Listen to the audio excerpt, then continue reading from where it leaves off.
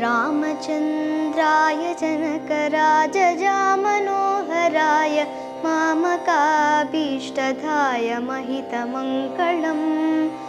कोसलेशाय मन्दहासदासपोषणाय वासवादिविनुतसद्वराय मङ्गलम् चारुमेघरूपाय चन्दनादिचर्चिताय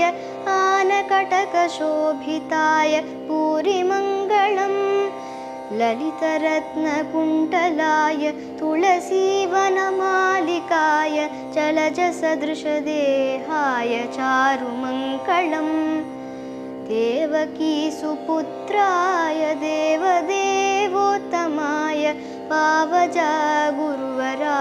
भव्यमङ्गलम् पुण्डरीकाक्षाय पूर्णचन्द्रवदनाय अण्डजावाहनाय अतुलमङ्गलम् विमलरूपाय विविधवेदान्तवेद्याय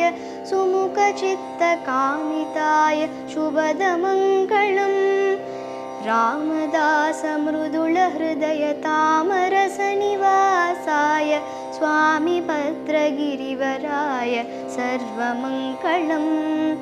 रामचन्द्राय जनकराजजामनोहराय मामकाभीष्टदाय महितमङ्गलम् मामकाभीष्टदाय महितमङ्गलम् मामकाभीष्टदाय महितमङ्गलम्।